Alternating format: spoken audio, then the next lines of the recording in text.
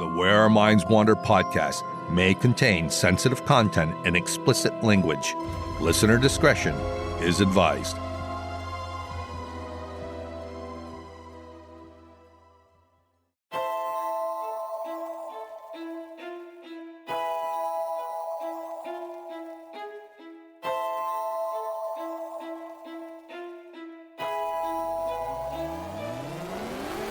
Greetings, fellow wanderers, to the places our minds wander.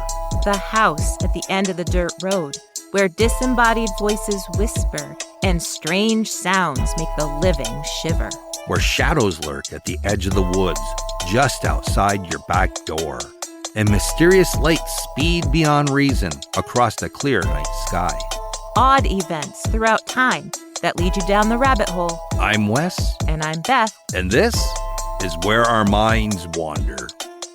Hello and welcome to Our Minds Wander, all you fellow wanderers. Thank you for joining us. Hello, everybody.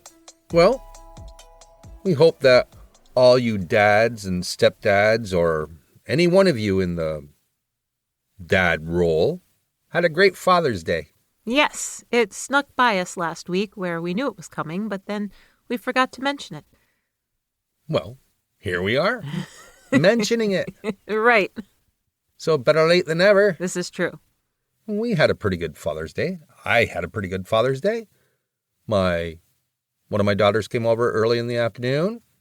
And then my youngest, which is about to graduate high school, came over, spent the evening with us, and we watched a horror movie, if you would call it that.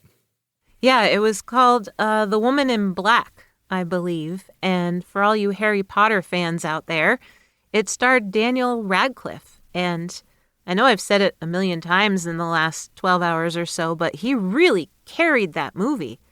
It was an awesome movie, really. I mean, it's not what I expected. I thought, okay, well, yeah, it's a horror film, and it's going to have some jump scares, and it might be a little over the top. But it wasn't like that at all. It was chilling. It was creepy. It was creepy enough where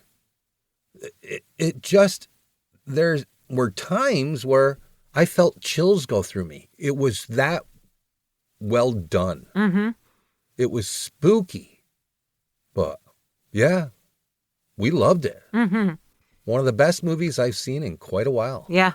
And we kept saying, I wonder where it's filmed, because that's a really cool little town that they're in. Is it a real town or, But it was very good. Yeah, the house was awesome. Mm-hmm. I would have lived there in a heartbeat. Ghosts and all. Yeah. Had a beautiful cemetery attached to it. Wasn't really beautiful, but it was beautiful to me. It was quite ominous.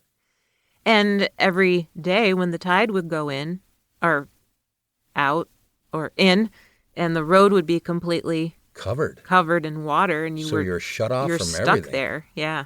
Yeah, it was really cool. We highly advise all of you to check it out. Mm-hmm. The Woman in Black, we believe, is the title. Yes. It's on Prime.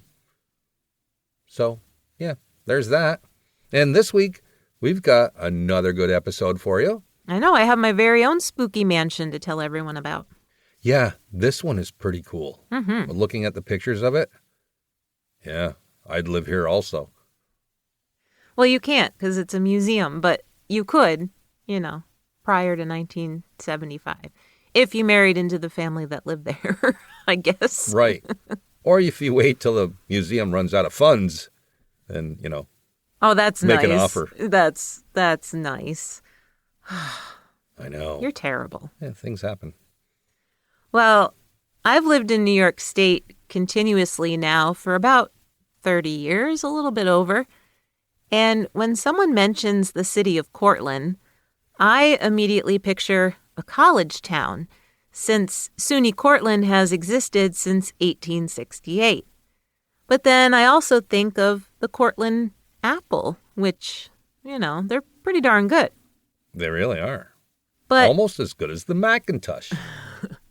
I like Braeburns and Galas. Those are my favorite. Oh, Galas are good. Yeah. I'm not a fan of the Honeycrisp, which everybody seems to be crazy about. Oh, I love those. Yeah, I'm not a fan. Nope. Anyway. Well, To be honest, I've never been to Cortland. So I've never gotten to visit or even drive by the 1890 House Museum at 137 Tompkins Street, a 15,000 square foot, 4-story stone mansion that has stood for over 130 years. So I can only admire it through pictures online.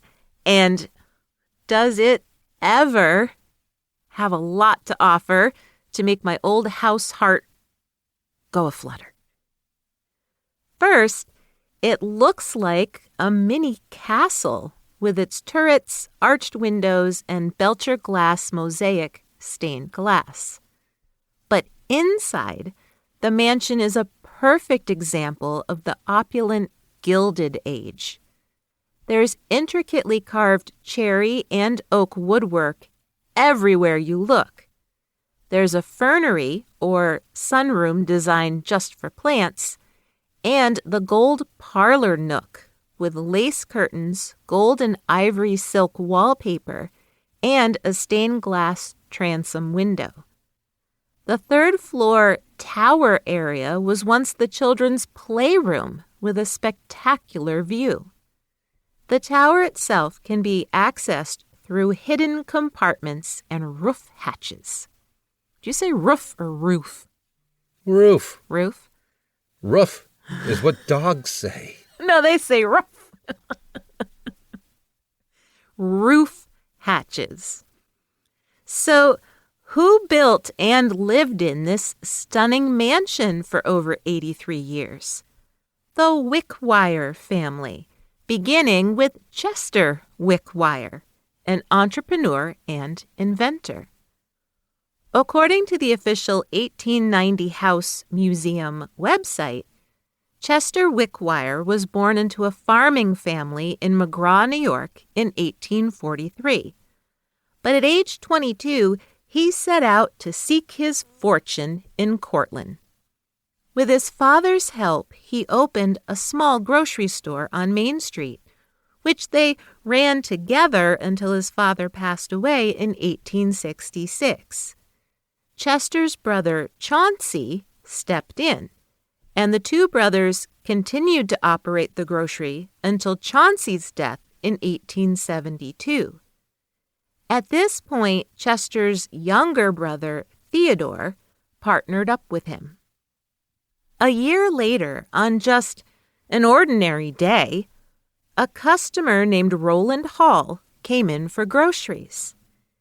He didn't have any cash, so he struck up a deal with the Wickwire brothers. He would pay them in trade.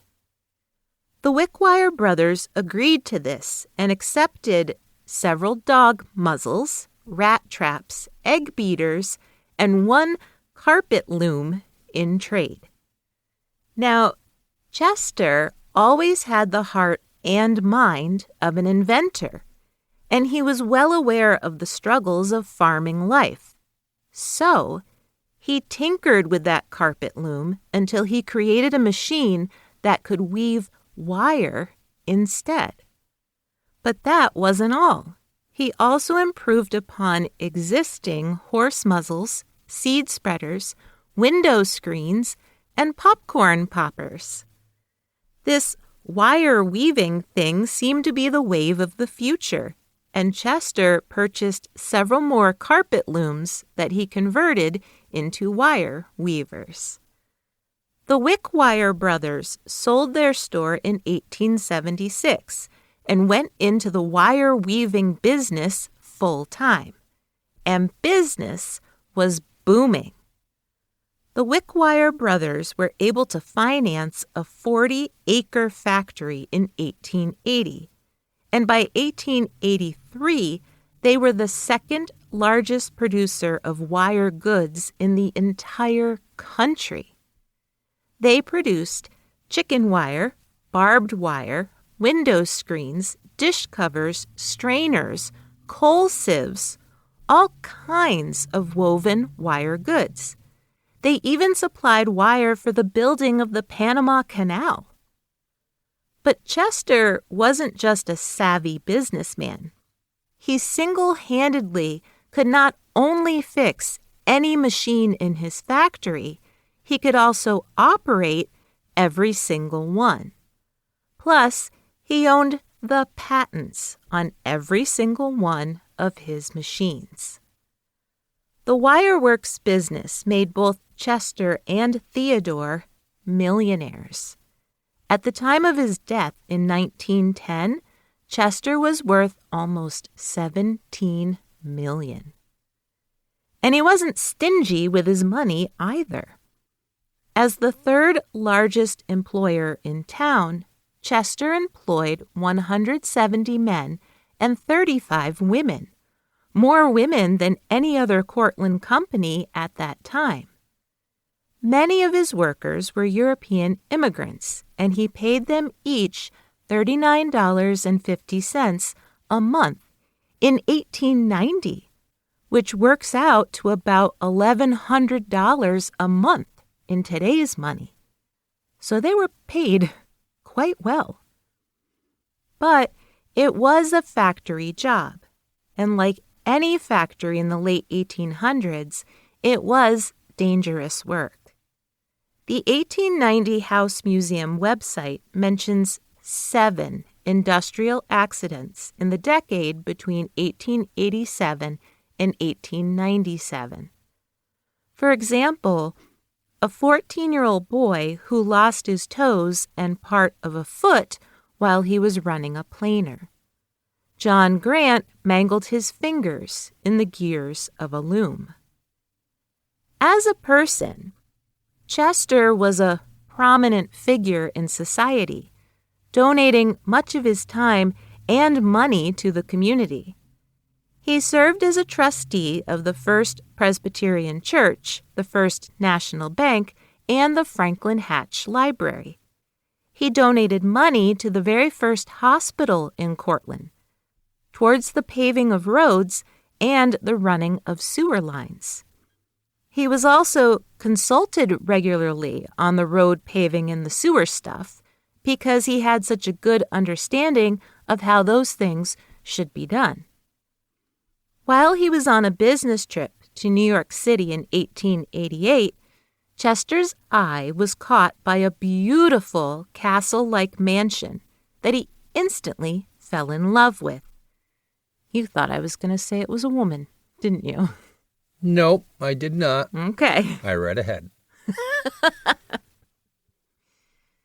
This mansion just happened to be owned by James Anthony Bailey of Barnum and Bailey Circus. Chester wanted the exact same house for his own family. So he hired the architect and had a twin mansion built in Cortland for $75,000. It was finished in 1890, hence the reason the current 1890 House Museum is called what it's called. His family included his wife Ardell and their 2 sons, Charles and Frederick.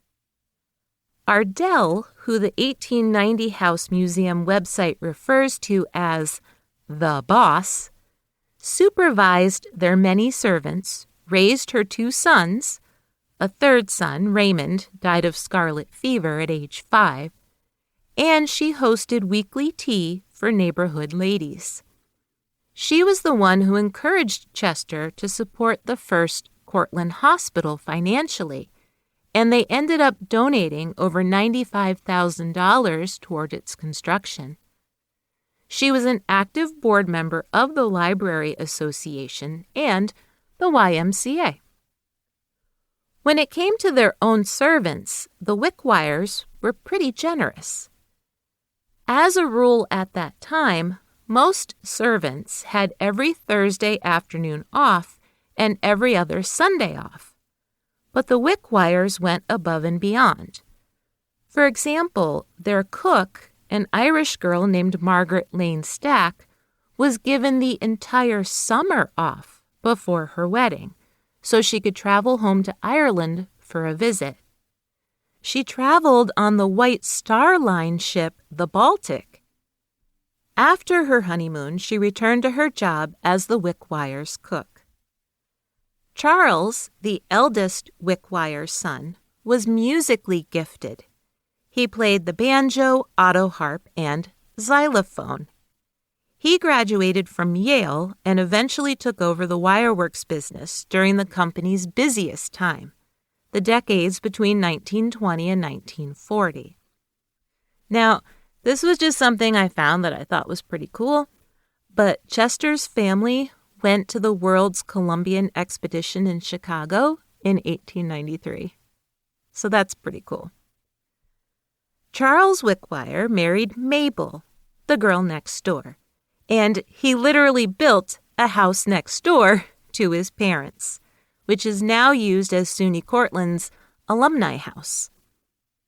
Frederick Wickwire also played instruments and learned French like his older brother, but he was also an animal lover. He had a pet parrot, basset hound, and a horse. He also graduated from Yale and took over the superintendent's position at the wireworks. After the death of his parents, Chester died in 1910 and Ardell in 1915. Frederick moved into the 1890 house with his wife Marion and their 4 children, Chester, Cynthia, Lehman, and Winthrop, in 1923. They added their own touch to the mansion, including the fernery and fancy wallpapers. Marion, I guess, had a thing for cherubs, which is why they figure so prominently in the decor of the house, including the fancy wallpaper.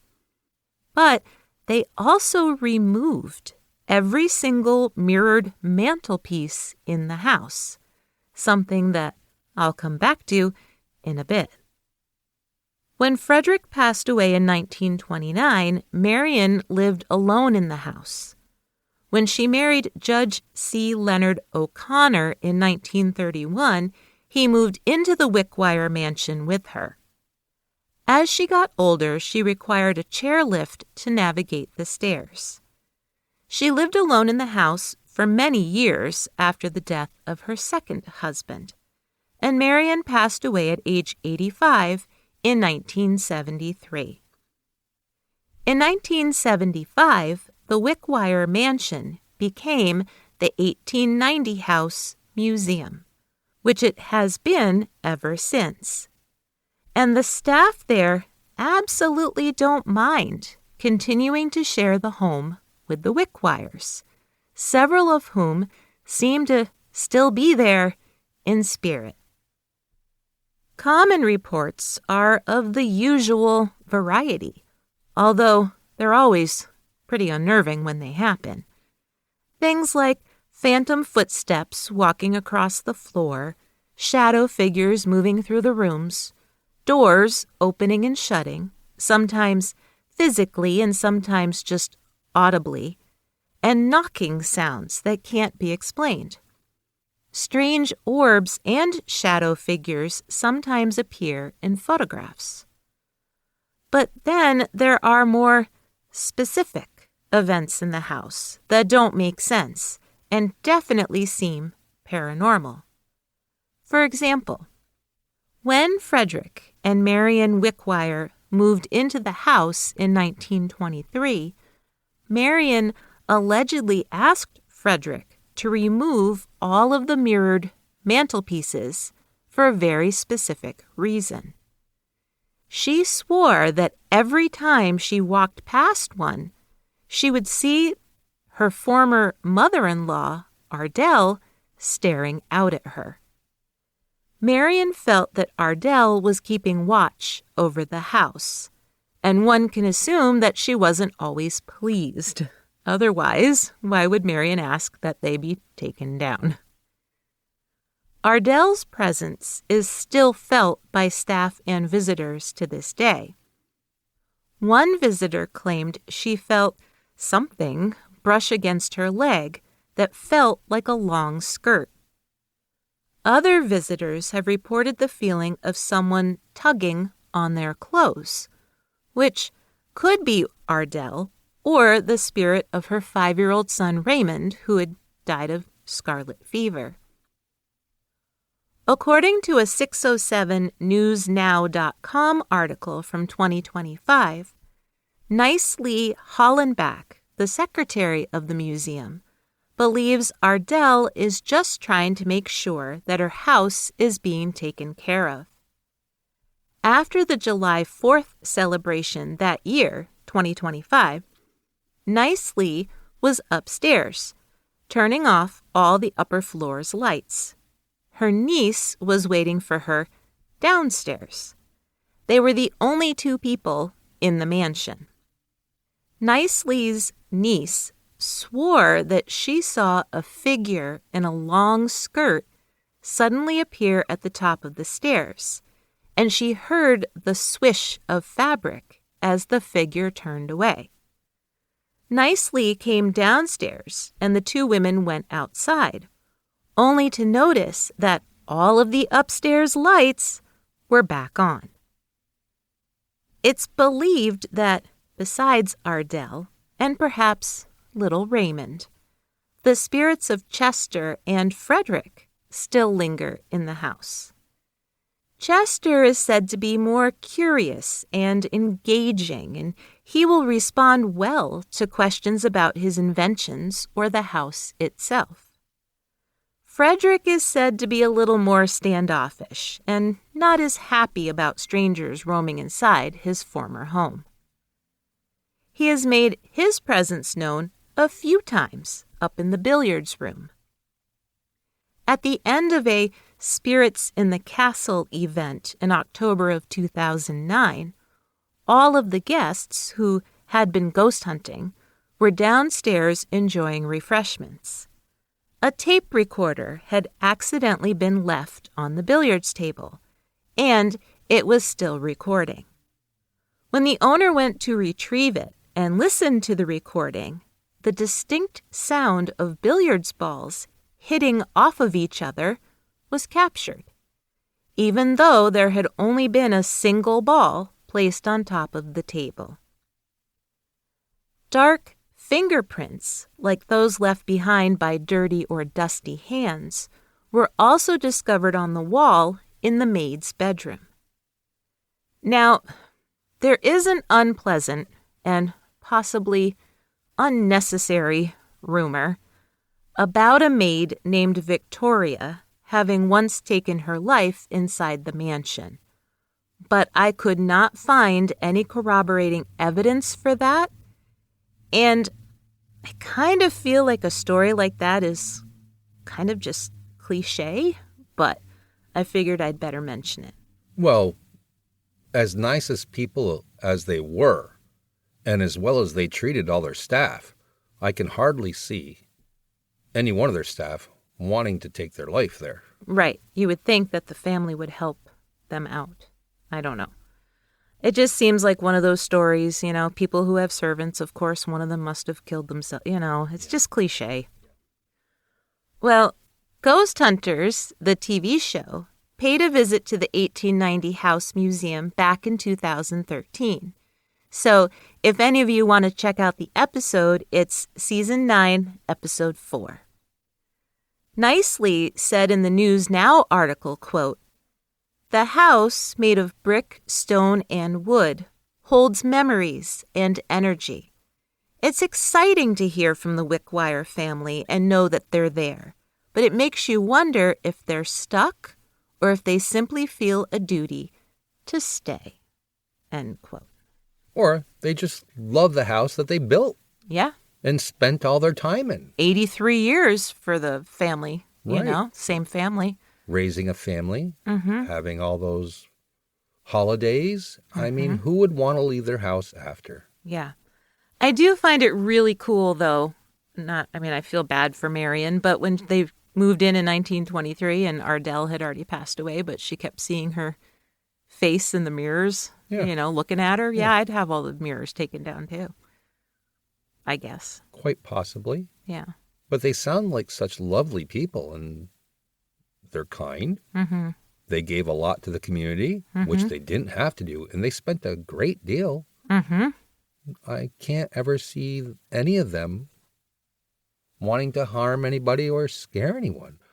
I can see them watching over people because, well, it's their home. Right. And whether you're in this world or not, you want it, people to be respectful of it. Yeah. They're in your house. Yeah. And which is how I think they say Frederick responds, is that, he's just not happy about people walking around his house all the time. But he's not mean-spirited. No pun intended. Right. Well, we'll return with my story after this quick Who'da Done It. Who'da done it? Are we into murder mysteries this week? Yep.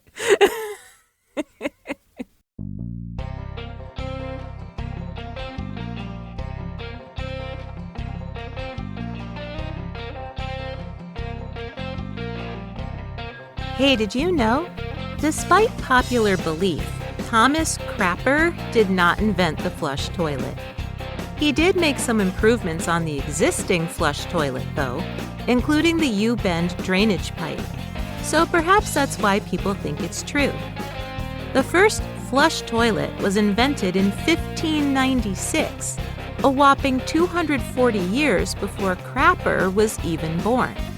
It was invented by Sir John Harington, which makes the scene in Game of Thrones when Tyrion Lannister kills his father on the Crapper even more ironic, since Sir John Harington is an ancestor of Kit Harington, who played Jon Snow.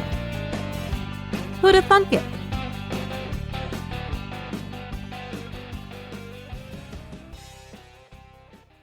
All right, we are back from the break, and I'm going to take all you fellow wanderers on a trip to Vermont.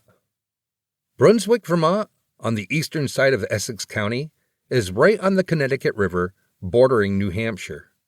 The town itself is 26 square miles and had a population of just 88 people in 2020. It's surrounded by forest, water, and great hiking.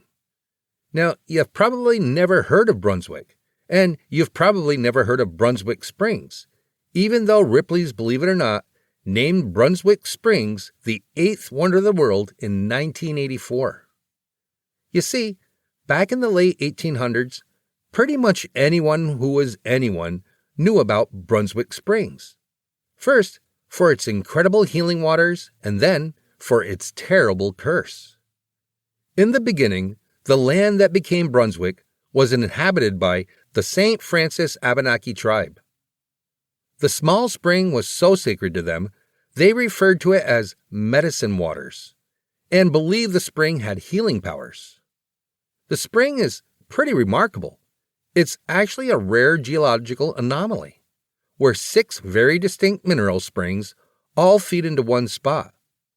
The water of one of the springs, for example, is rich in iron.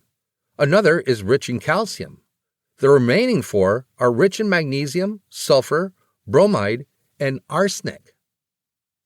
According to historicmysteries.com, the Abenaki people used to make long trips to the spring so that they could be healed by it, but they would only visit it during the day. During the day, it was a place of light and healing, but at night, it became dangerous, and it was to be avoided at all cost. It was a balance that the Abenaki people were more than willing to keep. But then in 1748, during the French and Indian War, a decision was made that disrupted that balance forever, at least according to legend. According to an article in the Vermonter, Abenaki people brought a wounded French soldier to the spring to try and heal him. They placed his body in the springs, letting the water run over him, and he was actually cured. He was grateful, of course. But in a perfect example of white settler greed, the French soldier allegedly returned to the springs after the war with glass bottles. He was going to bottle the water, of course, and then sell them for their healing powers. The Abenaki people objected to this and tried to stop him. A fight broke out, and in the struggle, an Abenaki man and his child were killed. In her anger, the distraught wife and mother put a curse on the springs, saying that anyone who tried to make a profit would befall terrible misfortunes. like the soldiers who were part of Rogers Rangers. Rogers Rangers were mostly frontiersmen who were under the command of Major Robert Rogers during the French and Indian War. They were into guerrilla tactics and mostly patrolled Lake George, New York, and Lake Champlain, which borders on New York, Vermont, and Canada.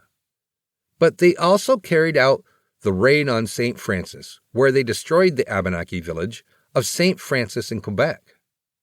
The Abenaki of Brunswick Springs were part of the St. Francis tribe. Well, supposedly, members of Rogers Rangers made their way to Brunswick Springs with all of their plundered treasures and buried it there somewhere. However, once they left the springs, every single one of them died in the unforgiving wilderness and never returned for their loot. As the decades slipped by, more and more Abenaki were forced off their land and moved north into Canada. The town of Brunswick was chartered in 1761, but it was largely unsettled. In fact, the first house built there might not have been built until 1832. But word got out about the healing waters, and of course, enterprising businessmen wanted to capitalize on that. The first hotel, the 5-story Brunswick Springs House, opened in 1860, advertising, quote, the medicine waters of the Great Spirit. The 60-room hotel piped the spring water directly into the guest chambers. The hotel had a great view overlooking the Green Mountains of Vermont, the White Mountains of New Hampshire, and the Silver Lake, which the Abenaki people believed was bottomless. Some guests at the hotel claimed to see the spirit of the Abenaki mother who cursed the spring wandering the shores of the lake. Despite the alleged curse, the hotel thrived for 34 years, bringing in thousands of guests who longed for cures of all kinds of things. They'd arrived by horse and buggy from all over the country. The hotel was doing so well that the owner, a dentist named Dr. Rowell, decided to expand. And that's when disaster struck. The hotel burned to the ground. Dr. Rowell chalked it up to bad luck and quickly rebuilt the hotel. He operated it until his death in 1910. John Huskins purchased it in 1910 and renamed it the Pine Crest Lodge. He had several years of financial success, and then in 1929, the hotel burned to the ground once again. He rebuilt it immediately and watched in horror as it burnt down once again just 1 year later in 1930. That's a lot of fires. That's a curse. Not one to give up, Huskins rebuilt it again for the third time. And yes, if you haven't guessed it already, it burnt down again in 1931. As for what caused the fires, according to HistoricMysteries.com, one fire was caused by paint fumes in a storage room, but the other two were never explained. Now, the fires could be attributed to all kinds of things, like faulty wiring or arson. If it was just the fires, people may have never connected the pursuit of a prophet and the alleged curse. But I guess there have been some other pretty awful things that have happened there, including 2 separate instances when men hung themselves near the springs and an infant was found strangled. And then there was a woman who purposely drove her car into Silver Lake. Today, there's hardly anything left of the former hotel. The Vermonter.com provides a really good description in their article, The Abenaki Indian Curse of Brunswick Springs, Vermont, by William Alexander. Alexander writes, quote, a walk a quarter of a mile into the woods from Route 102 reveals Silver Lake first, now home to multiple beaver dams. Deer tracks cover the area after a recent snow. The ridge rises to the left, and a cement staircase over a century old can be climbed to the top, displaying a view across the Connecticut River. Further in, another old staircase leads down to the springs, and visible on the embankment is an old overturned spring house. Just past the clearing above the springs lay the remains of the 1931 hotel, a cement foundation and stairs leading down to a cellar. The place is still frequented and honored by Abenaki Indians, and they leave tokens of their appreciation and awe at the spot that is sacred to them. In addition, the land was returned to the Abenaki people, who then put it into a land trust, which means no one can ever build on it again. I mean, it's a sacred site, so that's exactly how it should be anyways.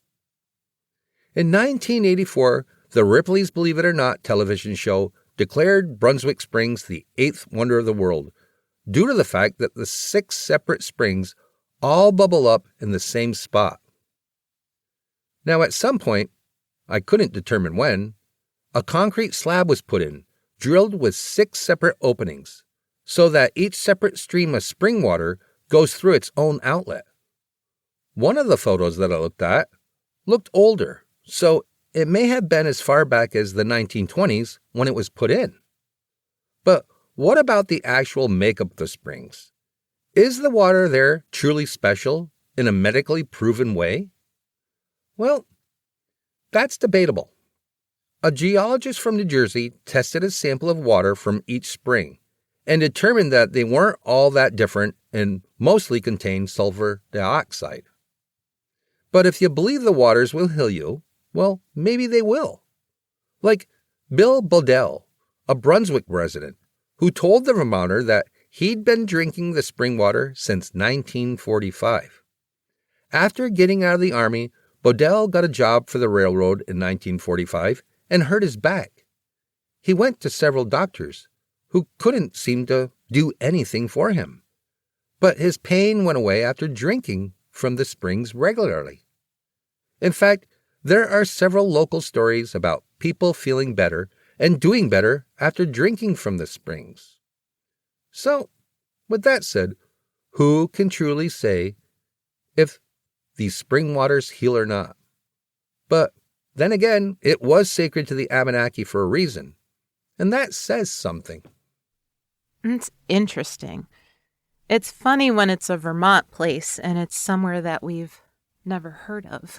I know, because it's really not that far away. No, right around the corner, basically.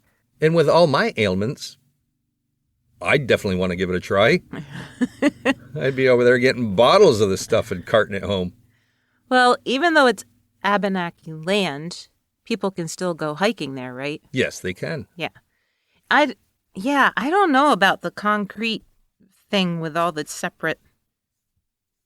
I don't know who put that in or why with the separate spigots with all the, Yeah, it works, though. I mean, when you look at the picture, why not? I mean, it separates all of them. Right. I mean, the iron, the calcium, the magnesium, the sulfur, the bromide, the arsenic. No, definitely want to be drinking from the arsenic. I know. I'm thinking, why would you want to immerse yourself in arsenic-laced water? With the magnesium? Yeah. And for the bromide? And I guess the iron. And the calcium. It's all pretty good for you. Right. In moderation. Right. Well, it's interesting, especially the multiple hotel fires.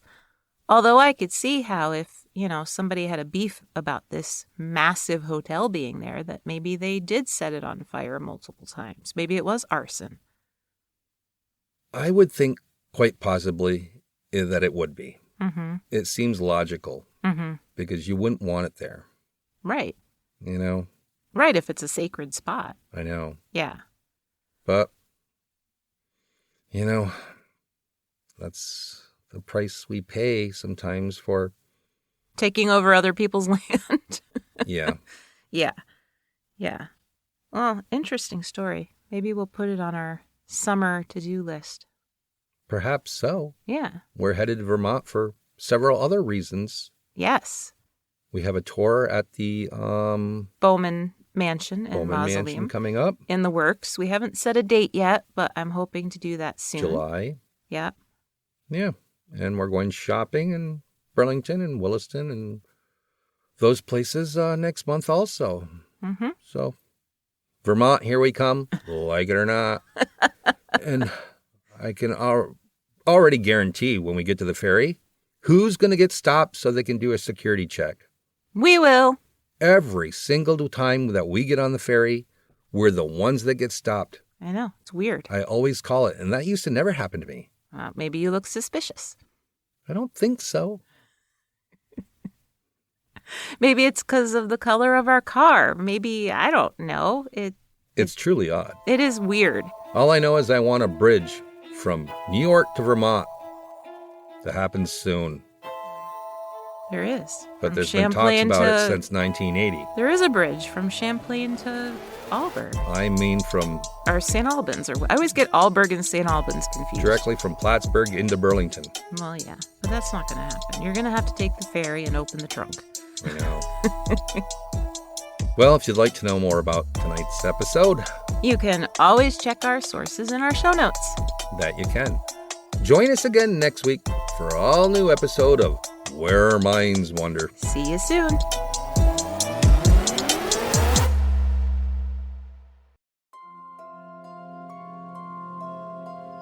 Thank you for joining us. We look forward to traveling with you again to the places where our minds wander. If you like what you heard, please take a moment and provide us with a 5-star rating and a comment on your favorite listening platform. It really helps us move up the list and become more visible on the podcast charts so new people can find us. And thank you all for your continued support. See you next week for an all-new episode.